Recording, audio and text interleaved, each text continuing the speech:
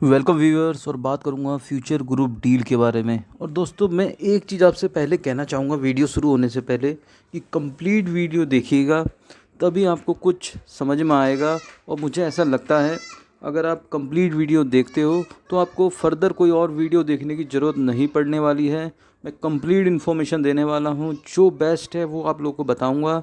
जो भी मेरे पास मैसेजेस आ रहे हैं, सोमवार को लोअर सर्किट लगेगा, अब शेयर जीरो हो जाएंगे, ये वो सब ईच एंड एवरी पॉइंट का जवाब आपको इस वीडियो के माध्यम से मिलने वाला है। बने रहिए, फटाफट आगे बढ़ते हैं। सबसे पहले दोस्तों डिस्क्लेमर, क्योंकि ये सिर्फ और सिर्फ एजुकेशनल वीडियो है, इसमें बाय सेल होल्ड के लिए कोई रिकमेंडेशन नहीं है। सबसे पहले स्टॉक देख लेते हैं दोस्तों, क्योंकि ग्रीन में दिख रहे हैं बहुत कम, इतने अच्छे खासे टाइम बाद इतना अच्छा खासा मोमेंटम दिखा है। तो सब पॉजिटिव क्लोज हुए थे लास्ट टाइम।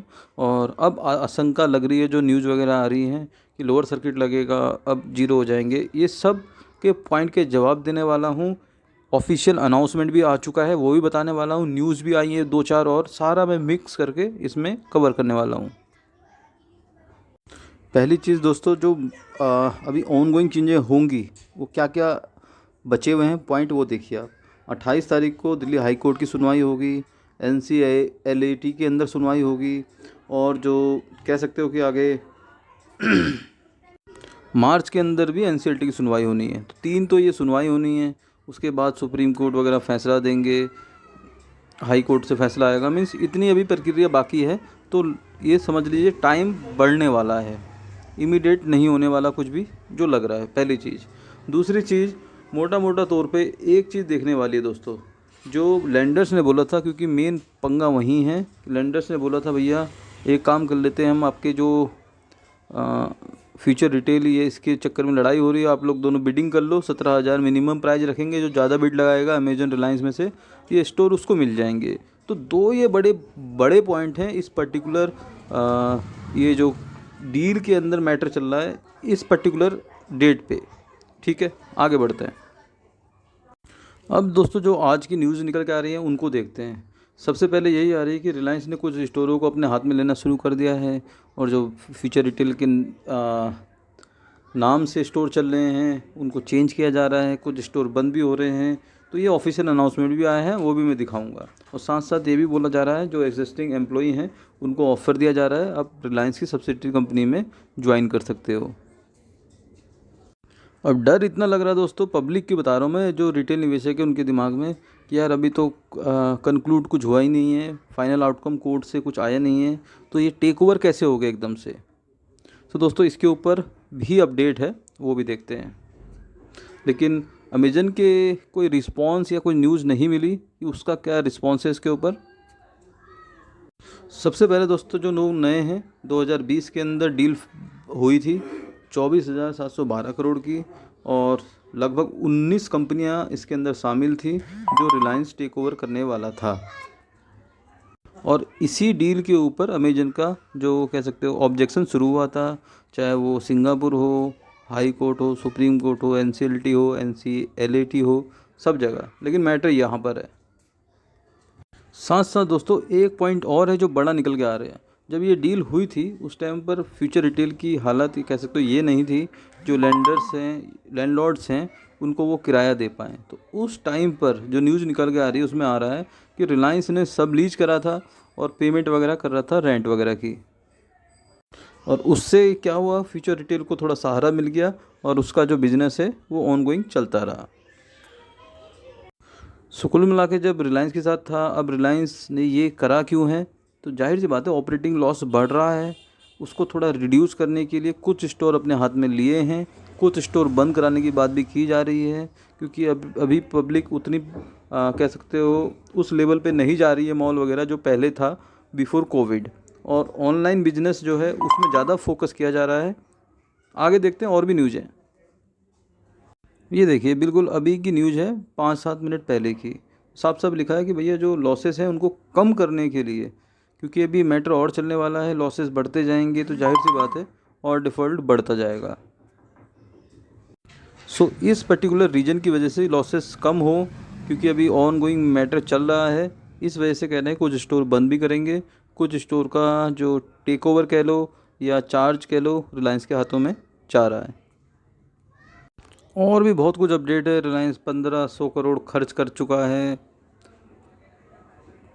साथ साथ दोस्तों ये भी निकल के आ रहा है कि 3700 करोड़ रुपए की बात भी की जा रही है कि रिलायंस लैंड करा है सपोर्ट करने के लिए फ्यूचर रिटेल की कैपिटल के अंदर। तो दोस्तों ये तो पॉजिटिव निकला है ना। अल्टीमेटली रिलायंस और ज़्यादा साथ दे रहा है और लॉस बढ़ रहा है, तो भाई रिलायंस एक्सरसाइज कर रहा है कि लॉस कैसे कम हो, इस वजह से ये सब स्टेप्स लिए गए हैं। इस वजह से कुछ लैंडलॉर्ड के साथ एग्रीमेंट कह सकते हो टर्मिनेट हुए हैं जनवरी 21 तक, और ये सारे स्टेप लिए गए हैं। अब ऑफिशियल अनाउंसमेंट भी देखते हैं। ऑफिशियल दोस्तों आज का ये अनाउंसमेंट है। इसके अंदर 2-3 पॉइंट मैं आपको ऐसे बता देता हूँ। पहला पॉइंट तो है कि जो NCLT के अंदर केस चल रहा है, जो ऑर्डर रिजर्व रखा हुआ है, वो कभी भी आउट हो सकता है, जिसके बेस पे फ्यूचर ग्रुप जो है अपनी शेयर होल्डर की मीटिंग कर सकता है और फर्दर जो डॉक्यूमेंटेशन है उसको आगे बढ़ा सकता है। और जो इन्होंने प्रपोज करी है डेट उस पर्टिकुलर मीटिंग की, वो करी है अप्रैल 2022। फर्स्ट हाफ में ये करने वाले हैं मीटिंग, और इन्होंने ये डेट बताई है ऑफिशियल अनाउंसमेंट के अंदर। और दूसरा पॉजिटिव क्या है ये देखिए, दूसरा पॉजिटिव भी देखिए कि रिलायंस ने जो डेट थी पहले 31 मार्च वाली, उसको बढ़ा के अब सितंबर 2022 ले गया है। मीन्स रिलायंस ने अपना 6 महीने का टाइम और बढ़ा दिया है। तो ये तो पॉजिटिव है। रिलायंस को और लग रहा है कि भाई 6 महीने और लगेंगे, चलो कोई बात नहीं, उसने और एक्सटेंड कर दिए। तो ये भी एक पॉजिटिव ट्रिगर हो सकता है। आगे देखते हैं। और दोस्तों ये भी बताया गया है भैया बहुत सारे लैंडलॉर्ड की पेमेंट करनी थी, अब वो कर नहीं पाए हैं, तो जाहिर सी बात है उसको क्लोज कर दिया है और वहाँ हम जा नहीं सकते, फिर वो पेमेंट मांग रहे हैं पहले हमसे, तो उनको क्लोज ही करना पड़ेगा। जब लैंडर को पेमेंट नहीं करेंगे तो वो एक्सेस भी नहीं करने देगा स्टोर को, तो जाहिर सी बात है बाई डिफ़ॉल्ट ही बंद हो गए। और साथ साथ ये भी बोला गया भैया होपफुल हैं कि रिलायंस के साथ डील हो जाए और सारे शेयर होल्डर के लिए बेनिफिशियल होगा। अब दोस्तों कंक्लूड करते हैं। मैंने सारा आपको घुमा फिरा के जो था इकट्ठा बताने की कोशिश करी है समरी में। पहले दोस्तों नेगेटिव पॉइंट काउंट करते हैं। जाहिर सी बात है यार, स्टोर बंद होना, कम होना बिल्कुल अच्छी बात नहीं है। इससे कहीं ना कहीं रेवेन्यू में असर पड़ेगा, प्रॉफिट बढ़ेगा नहीं बढ़ेगा वो तो अलग बात है, जो कमा रहे थे वो भी कम हो जाएगा, ठीक है, सेल कम हो जाएगी धीरे धीरे। और जाहिर सी बात है नंबर ऑफ़ एम्प्लॉय को भी फ़र्क पड़ेगा स्टोर बंद होने से, तो ये निगेटिव है। और साथ साथ इसके अंदर निगेटिव ये भी ऐड कर सकते हो कि अगर ऐसा कुछ हो रहा है तो कहीं ना कहीं ये डील का जो फैसला है वो फ्यूचर ग्रुप के हक में नहीं आता है और फिर वो बोली और उस सिस्टम में चले जाता है मैटर, तो उस केस पे भी जो ज़्यादा पैसे लगाएगा उसको मिलेंगे, लेकिन जो शेयर होल्डर, जो रिटेल निवेशक शेयर लेके बैठे हैं, उनको मेरे हिसाब से कुछ नहीं मिलने वाला है तब, क्योंकि लाइबिलिटी इतनी है। शेयर होल्डर का नंबर आखिरी होता है, जब सारी लाइबिलिटी दी जाती है कुछ बचेगा नीलामी उलामी में के बाद, तो उसके बाद आखिरी नंबर होता है। तो मुझे नहीं लगता कि इतने पैसे इनको मिलने वाले हैं जो शेयर होल्डर को कुछ मिले। अगर इस मोड में ये मैटर जाता है तो तब सारे शेयर हो जाएंगे जीरो। जो लोग सोचते जीरो हो जाएंगे, वो ये मैटर होगा तो होंगे दोस्तों, ये मेरा भी व्यू है। अब पॉजिटिव देखते हैं।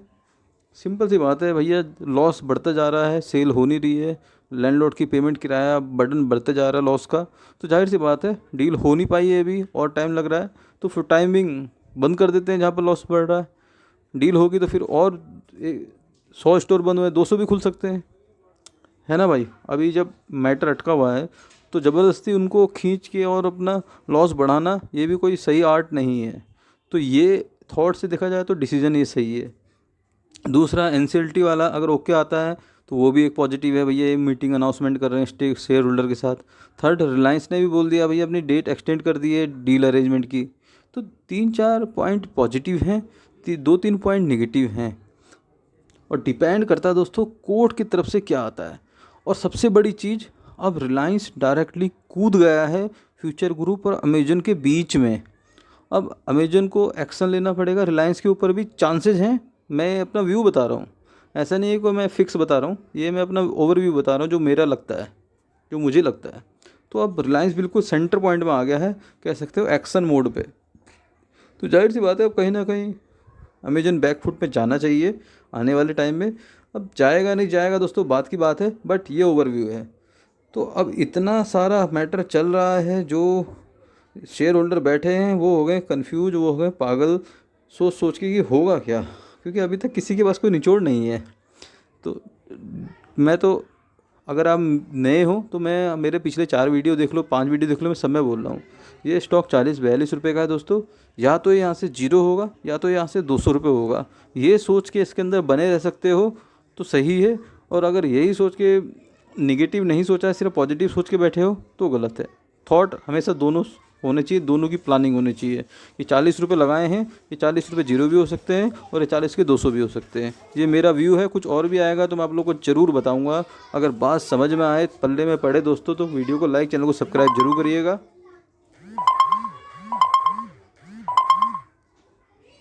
और ये हमारा फ्री टेलीग्राम चैनल है, उसको भी ज्वाइन करके रखिए। लाइव मार्केट में वीडियो नहीं बनते हैं तो मैं इसमें शेयर कर देता हूँ जो भी न्यूज़ निकल के आती है। सो मिलते हैं नेक्स्ट वीडियो में, बाय बाय।